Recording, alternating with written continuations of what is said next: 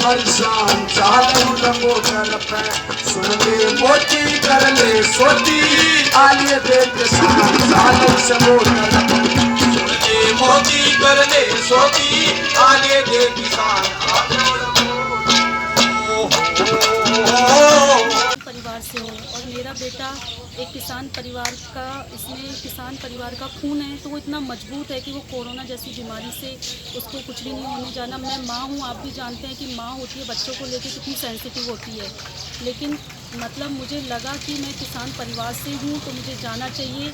और बिल्कुल मेरे बेटे के साथ मुझे मेरे बच्चे की चिंता है, तो ऐसा नहीं है कि मुझे चिंता नहीं है, बिल्कुल मुझे चिंता है। मैं भीड़ भाड़ वाले इलाके में आ रही हूँ, कोरोना जैसी महामारी यहाँ पर फैल रही है, जो अफवाहें हैं, लेकिन कहीं ना कहीं भगवान का आशीर्वाद है। और किसान जिसे अन्नदाता कहते हैं, भगवान की भी संज्ञा दी गई है, तो उनका भी मेरे बच्चे पे आशीर्वाद है। अब तक मेरा बेटा सुरक्षित है। मैं बिल्कुल लगातार 1 महीने से किसान महापंचायतों में सम्मिलित हो रही हूँ, लोगों को जागरूक कर। अगर आज यहाँ देखती हूँ तो बिल्कुल जो मैं आदिवासी मीना समाज से हूँ, तो बिल्कुल यहाँ पर मतलब मैं अकेली निकली थी, लेकिन आज मुझे बहुत खुशी हुई जब मैं शाहजहाँपुर बॉर्डर पर निकली। हालांकि संख्या कम थी महिलाओं की, लेकिन 15-20 महिलाएं मुझे मेरे समाज की दिखी। हालांकि ये जो किसान आंदोलन है किसी धर्म समाज जाति का नहीं है, ये बस एक किसान का है।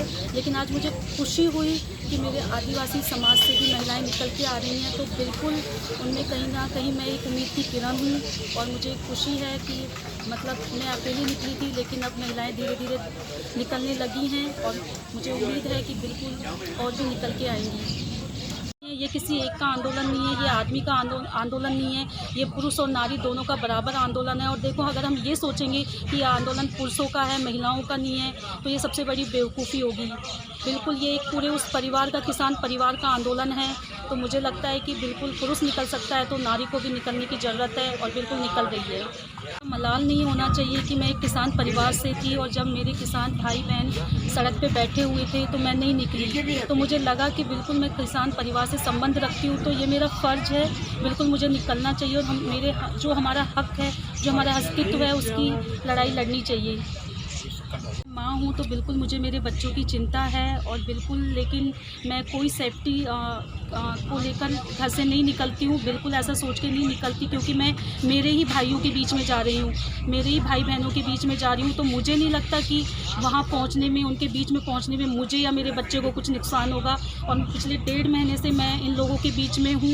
मेरे 2 महीने जब मैं निकली, जब मेरा बच्चा 2 महीने का था, आज 3.5 का हो गया है। तो मुझे नहीं लगता है कि 1.5 महीने में मेरे बच्चे को कोई दिक्कत हुई है मेरे किसान भाई बहनों के बीच में रहने से, तो अब होगी। मेरी माँ शेरों वाली है, शेरों वाली है, भारत माँ वीरों वाली है। मेरी माँ शेरों वाली है, जिनके शेरों की दुनिया में शान लाली है।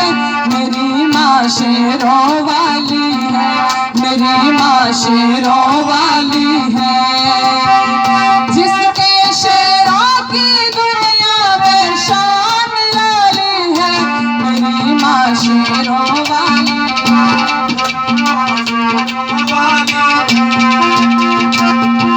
शेर प्रताप शिवाकर हिलाती औरंग अकबर। शेर प्रताप शिवाकर हिलाती औरंग अकबर। समर में चमका भाई मारो वैसे, सबका पेट भर आज खुद भूखा सोवे से। मेहनत कश का हाल देख के मेरी आत्मा रोवे से। सबका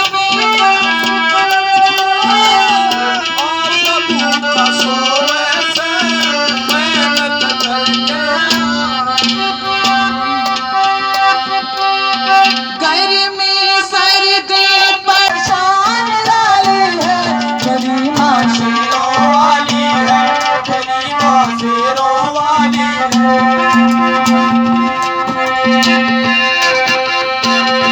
भावना जगी थी मन में, उठे थे शौल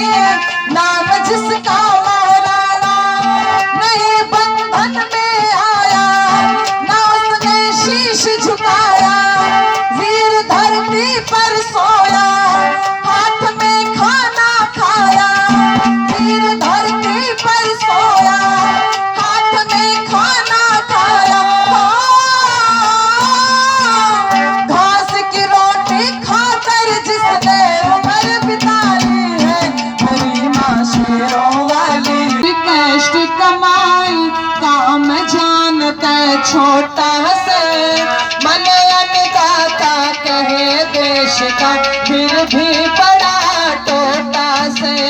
मन अन्नदाता कहे देश का फिर भी बड़ा टोटा से। मन अन्नदाता फिर भी खेती ज्योति पाटा कुड़ता 20 थे गली चढ़ी हुई। छोटी धोती वाभी मोटी कितने मैल में सड़ी हुई। छोटी धोती वाभी मोटी कितने मैल में सड़ी हुई। एक तागड़ी एक पागड़ी जमा थाल में गड़ी हुई। बच्चा नार भी खड़ी हुई। बच्चा तक का ये हाल से साथ नार भी खड़ी हुई। सिलक पोश की दुनिया मेरे सिलक पोश की दुनिया मेरे मेरा पहरावा मोटा से। मन अन्नदाता कहे देश का फिर भी बड़ा टोटा से। मन अन्नदाता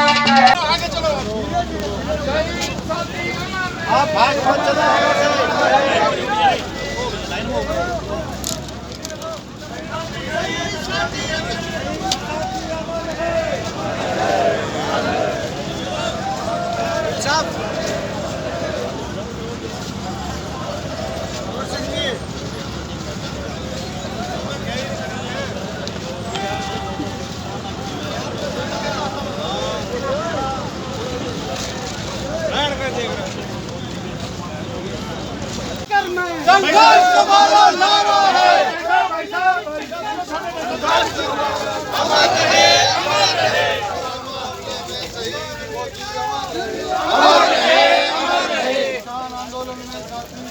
मंडी कानून बनाया और मंडी के नियम बनाए कि मंडी में जब अनाज लेकर के किसान आएगा तो उस पर किसी तरह का कोई हर्ता खर्चा को टैक्स नहीं लगेगा।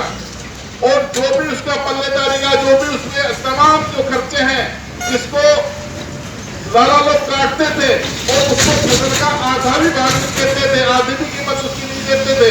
उसने कानून बनाया कि ये मंडी होगी और इसमें केवल यहाँ उसका रजिस्ट्रेशन होगा, उसका पूरा लेखा जोखा होगा और जो जमीन जो फसल खरीदेगा उसके ऊपर खर्चा होगा, किसान पे कोई खर्चा नहीं होगा। आज उसी मंडी व्यवस्था को पूरे देश में ध्वस्त करने का जो एक काला कानून है जिसकी हम लड़ाई लड़ रहे हैं, आज हमें छोटराम जी की याद ताजा आती है। और वो प्रस्ताव तो वही रहेगा जो पैसे लेने के लिए उधार गए थे। छोटराम जी कहने लगे पिताजी चलिए आप। और फिर आपको ध्यान होगा कि छोटराम जी की पढ़ाई में पैसे सेठ छाजूराम जी ने दिए थे। अलगपुर के सेठ छाजूराम जी जो भिवानी जिले में अब हिसार में आ गया उनका गांव, ऐसे सेठ छाजूराम जी ने उनको पढ़ा करके उनको ग्रेजुएशन कराई, उनको LLB कराई और 1911 में LLB करने के बाद में उनका एक ही ध्येय रहा कि किस तरह हम अपने इस तबके को, किसान तबके को जिसकी जमीन आज गिरवी रखी है, जो आज अनाज पैदा करता है लेकिन इनके दुकान भंडार में डालता है और साल भर इन्हीं से लेकर के इनकी रहमत में जिंदा रहता है, इनसे लेकर के उधारा खाता है।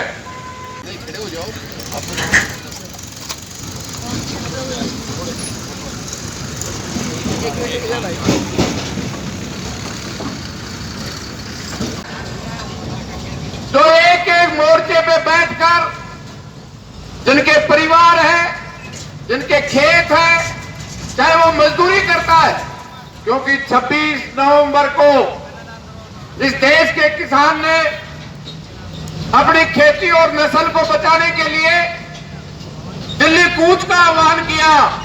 तो 26 नवंबर को ही इस देश की मजदूर विरोधी नीतियों के खिलाफ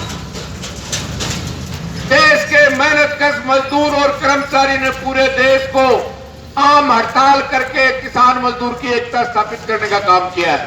इसलिए जो कानून बने हुए थे अंबानी, अडानी और उसके यार दोस्तों के लिए किसानों के खिलाफ और खेती के खिलाफ भी 3 कानून पास करने का काम किया और इस देश के मजदूर के हक में जितने कानून बने हुए थे उनको सबको समाप्त करने का काम किसी ने किया है और आपदा को अवसर में इस देश और दुनिया के लुटेरों के लिए अवसर पैदा करने का काम किया है।